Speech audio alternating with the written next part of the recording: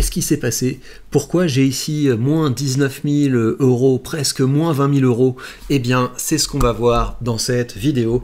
Je vais tout vous expliquer. Vous savez, ça fait un moment que je vous dis que avec ce courtier, ce qui est intéressant, c'est qu'on peut hypothéquer nos actions et nos ETF.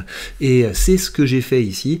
Et donc là, les 20 000 euros qui sont ici en négatif, c'est pas de l'argent que j'ai réinvesti. Vous voyez, j'ai pas de nouvelles positions dans mon portefeuille. C'est de l'argent que j'ai transféré sur mon compte en banque en 2 clics. Pourquoi? Parce que je finance des travaux et parce que j'avais besoin de ce cash. Et c'est là que vous comprenez tout l'intérêt d'investir et tout l'intérêt d'investir dans un bon courtier. Et je vais essayer de déplier tout ça pour vous dans cette vidéo. Alors, la première chose, c'est comment est-ce que j'ai fait ça? Je suis tout simplement allé ici, je suis allé dans allocation et j'ai ajouté une nouvelle allocation. Vous voyez que j'ai mis une allocation de 20 000 euros et sur cette allocation pour le moment j'ai un taux qui est aux alentours de 5,20 je crois, ce qui est beaucoup hein, si vous comparez à ce que peut être un crédit hypothécaire dans une banque, mais c'est à peu près les mêmes tarifs en gros que des crédits à la consommation. Et puis surtout le gros avantage c'est que j'ai pas du tout eu à me prendre le chou avec de la paperasse, avec de l'administratif. C'est vraiment quelque chose qui est immédiatement réglé. Donc qu'est-ce qui se passe à partir du moment où j'ai fait cette allocation et où j'ai sorti 20 000 euros du compte pour les envoyer sur ma banque? Eh bien ce qui se passe c'est qu'à partir de maintenant je vais être prélevé d'intérêts.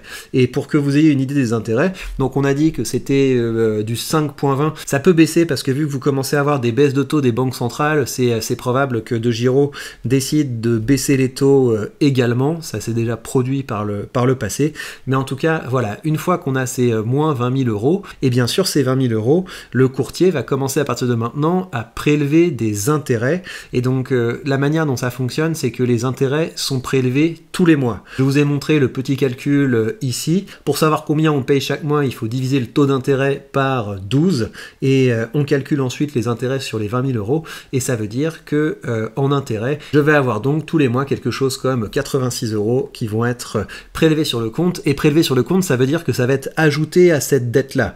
Et c'est là que vous comprenez le mécanisme. Donc vous voyez, ça c'est la valeur de mon portefeuille. Et ça, c'est la valeur de l'espace libre qui reste. Donc, c'est-à-dire que si je voulais, je pourrais emprunter encore 56 000 euros, mais ce serait une erreur parce que si vous vous retrouvez à avoir un emprunt qui est trop important par rapport à la valeur de votre portefeuille, vous êtes à la merci d'une baisse de marché. Et là, par exemple, si le marché se casse complètement la figure, si le marché perd 80%, et ben, c'est-à-dire que je rentre dans la zone rouge. C'est-à-dire que pour se rembourser, le courtier va vendre immédiatement mes actifs pour rembourser la dette. C'est ce qu'on appelle un appel de marge et donc c'est le risque avec cette stratégie et c'est pour ça que je n'ai emprunté qu'une petite partie de ce que je pouvais emprunter. Alors une fois qu'on a dit ça, quel est l'intérêt de cette manière d'emprunter? La première chose c'est que il faut comprendre que votre portefeuille d'investissement en fait c'est une sécurité parce que plutôt que d'avoir un fonds d'urgence, vous voyez, plutôt que d'avoir de l'argent qui travaille dans un livret qui rapporte presque rien, eh bien je peux mettre mon argent sur mon courtier pour continuer de m'exposer au marché, pour continuer d'avoir mon flux continu de revenus passifs qui grandit. Ça c'est donc un premier point qui est très important, c'est que quand vous avez un courtier comme le permet le courtier DEGIRO qui vous permet d'hypothéquer vos actions, en fait à la limite vous n'avez presque pas besoin de fonds d'urgence. Alors vous pouvez avoir besoin d'un fonds d'urgence parce que c'est quand même plus intéressant de payer immédiatement les dépenses plutôt que de taper dans votre portefeuille, mais en tout cas vous avez cette sécurité que en 2 clics vous pouvez emprunter de l'argent pour pouvoir subvenir à certaines dépenses. Alors là on parle d'un investissement, hein. J'ai emprunté pour pouvoir investir dans le limo, que rénover un bien c'est augmenter sa valeur, et puis je trouve que c'est assez intéressant qu'il y ait ce va-et-vient entre quelque chose qui, ça reste un petit peu abstrait, vous voyez le fait d'accumuler des actions d'entreprise, bah là on voit que ça a une vraie valeur et la preuve c'est qu'on peut convertir la valeur de ces entreprises en du cash disponible et je trouve que c'est quand même hyper intéressant. L'autre gros intérêt de cette stratégie c'est que en fait c'est tout à fait flexible pour le remboursement. C'est pas comme à la banque où vous devez payer des mensualités. Là, c'est pas du tout ça. C'est encore une fois, les intérêts vont s'ajouter à la dette et l'objectif, c'est de ne pas laisser courir la dette. Parce que si vous arrivez dans une zone rouge où vous dépassez en fait le seuil de santé financière sur votre courtier,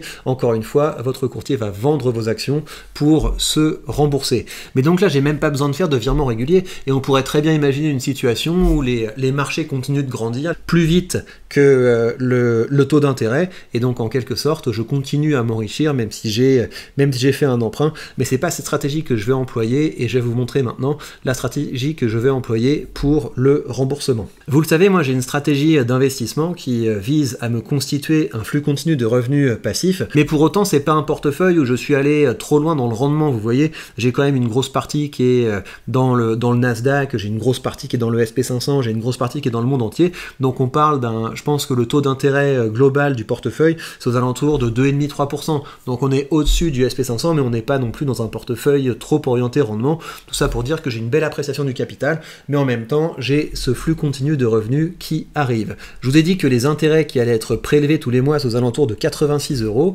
et combien est-ce que me rapporte mon portefeuille par mois? Si on regarde la moyenne pour l'année 2024, ce qui veut dire que rien qu'avec les dividendes, tous les mois, je paye non seulement les intérêts, mais je paye également une partie du capital de la somme que j'ai à rembourser. Et donc, dans un premier temps, c'est comme ça que je vais rembourser, parce que, encore une fois, l'objectif de ça, c'est que l'emprunt soit tout à fait indolore. Ça que je trouve intéressant, c'est que je ne dois pas prélever sur mon salaire pour pouvoir rembourser l'emprunt, et je ne veux pas non plus prélever sur ma capacité d'investissement, parce que, encore une fois, investir, c'est quelque chose qui me plaît beaucoup. Donc, ce qui va se passer, c'est que les dividendes vont servir à rembourser cet emprunt, à la fois les intérêts et tous les mois une partie du capital. Vous voyez là par exemple j'ai des dividendes qui sont arrivés, cet argent va diminuer la dette que j'ai contractée en hypothéquant mes actions, et donc ce que je vais faire c'est que je vais continuer à investir tous les mois, les dividendes remboursent l'emprunt et moi je vais continuer à investir. Pourquoi? Parce que ça me permettra d'augmenter ma capacité de remboursement via les dividendes, tout en continuant de faire grossir mon patrimoine d'actions que je peux encore une fois conserver, hypothéquer, et c'est là qu'on voit tout le côté vertueux de ce système. Vous vous souvenez, je vous avais fait une vidéo il y a quelques temps où je vous encourageais à n'acheter que des actifs hypothécables, et donc ça veut dire que c'est une bonne idée, si vous achetez des actions et des ETF, de les acheter sur un courtier qui vous permet ce genre de choses. DeGiro le permet, et l'autre gros intérêt de DeGiro, c'est que vous pouvez acheter vos ETF avec les frais les plus bas du marché. Je vous rappelle que vous avez 1 € de frais quand vous voulez acheter des ETF qui font grossir votre capital, et si vous le souhaitez, qui vous permettent d'avoir une capacité de remboursement au sein de votre courtier, ce que je trouve quand même hyper intéressant. Et l'autre gros avantage que vous avez, c'est que si vous vous inscrivez sur ce courtier DeGiro avec le lien que vous avez sous cette vidéo, vous bénéficierez de 100 € de frais de courtage remboursés, c'est-à-dire que les petits euros que vous paierez sur vos transactions quand vous achèterez des ETF, et bien à la fin du premier mois, ils vous seront remboursés à hauteur de 100 €. Et les actions et les ETF que j'ai dans ce portefeuille DeGiro, ce sont pas seulement les seuls actifs hypothécables que j'ai également, vous le savez, un portefeuille que je construis avec Realty. C'est un portefeuille qui a un rendement qui est sympa, on a un rendement de 9,77%. Ça c'est le rendement 100% loué, ça c'est le rendement réel, parce que j'ai certaines propriétés qui sont en rénovation et en cours de relocation, et là vous avez la marketplace, et là cet argent là, il y a à peu près 7000 $, ça c'est de l'argent que je peux également emprunter, que j'hésiterai pas à emprunter si un jour j'en ai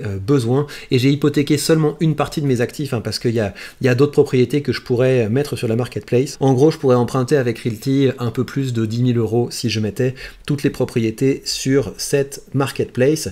Et vous voyez que là, on a un taux qui est à 8,3%, et vous voyez que le rendement de mon portefeuille est de 9,6%, donc c'est possible d'emprunter, de rembourser avec les loyers, en continuant d'avoir une petite croissance du portefeuille, sachant que évidemment l'objectif c'est pas d'emprunter l'argent pour pouvoir le claquer, c'est de l'emprunter pour l'investir dans quelque chose qui est également intéressant, sans avoir à s'embêter avec de la paperasse qu'on a habituellement quand on passe par des banques traditionnelles. Alors évidemment, la banque ça reste un partenaire tout à fait essentiel. Si vous devez financer pour financer vos premiers achats immobiliers, il n'y a rien de mieux qu'une banque, et dans les banques, si vous faites un petit peu votre marché, c'est là que vous aurez les taux les plus intéressants. Là on parle de taux qui sont élevés, et encore là les taux sont assez bas, parce qu'il suffit qu'il y ait de nouvelles ventes hyper intéressantes sur la marketplace de Realty, et là vous avez plein de gens qui vont hypothéquer leurs actifs pour pouvoir les acheter, et ça fait monter le taux. Donc là on a un taux, je l'ai régulièrement vu à plus de 10%, parfois c'était même plus que ça, 12, 13, 14%, donc voilà, on est sur un taux qui est variable,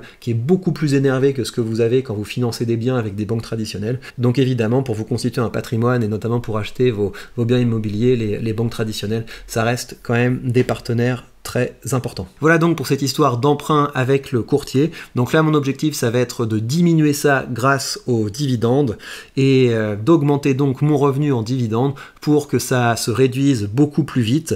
Et après, j'aime pas trop avoir des dettes, donc après, je pourrais imaginer d'avoir une stratégie mixte où j'utiliserais une partie de l'argent que je me transfère sur ce courtier pour rembourser le capital et une autre partie pour investir et pour augmenter ma vitesse de remboursement. Mais encore une fois, l'idée, c'est que ça ne pèse absolument pas sur mon niveau de vie, que ça ne pèse absolument pas sur mon salaire, sur mon cash disponible, sachant qu'encore une fois, il s'agit d'une stratégie qui est risquée, parce que si vous empruntez à fond et que les marchés baissent, vous risquez de vous faire liquider, et c'est pour ça que j'ai emprunté avec une assez bonne marge. Voilà, si vous avez des questions sur ce genre de choses, ça se passe dans le canal Telegram, ou ça se passe sur la page Patreon, donc n'hésitez pas à rejoindre ces différents réseaux. Et encore une fois, si vous cherchez encore un courtier pour investir, bah, je pense que ça vaut la peine d'arrêter de vous prendre le chou et de choisir ce qu'il y a de meilleur. Le lien est sous cette vidéo. Et bien voilà, chers amis, prenez bien soin de vous et on se retrouve très vite pour de prochaines news.